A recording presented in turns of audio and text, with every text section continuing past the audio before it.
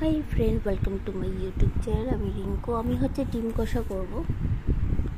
ডিম সেদ্ধ করে ছুলে টুলে নিয়ে নিয়েছি, একটু কেচে কেচে দিয়েছি, আর কড়াইয়ের মধ্যে তেল দিয়েছি, তারপর লবণ, আর যে ডিমগুলো ছেড়ে দিলাম যেন ফেটে যেন গায়ে না আসে। যারা নতুন রাঁধুনি তারা তাই করবে।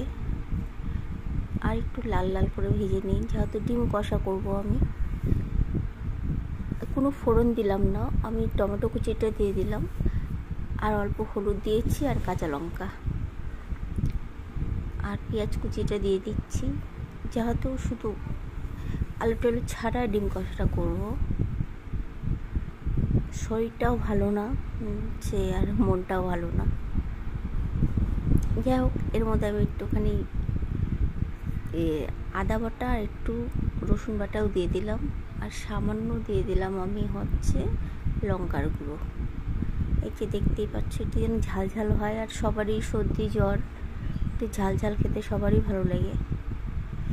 এর মধ্যে আলু টালু আমি কিচ্ছু দেবো না, ডিম কষাটা আমি এরকমই বানাবো। জল দিয়ে দিয়েছি, নাড়াচাড়া করে চাপা দিয়ে রাখবো। এই 1 মিনিটের মতন চাপা দিয়ে নিচ্ছি, জলটা শুকিয়ে নিচ্ছে। আবার একটু ভাজা ভাজা করবো, যেন কাঁচা গন্ধটা যেন চলে যায়। একটু ভালো করে ভাজা ভাজা করলে পরে এর মধ্যে আমি ডিমটা দিয়ে দেবো। ডিম দিয়েও একটু থেতো করে নিই টমেটোগুলো। এখন আমি ডিমগুলো ছেড়ে দেবো আর কি। পুরো আমার কষা হয়ে গেছে। আর সামান্য এর মধ্যে একটু জল দেবো, যেন ডিমের ভেতরে যেন মশলাগুলো যেন ঢোকে। তো বেশি দেবো না, সামান্যই দেবো, রুটি দিয়ে খাবে যেহেতু। এই যে সামান্য দিয়ে দিলাম।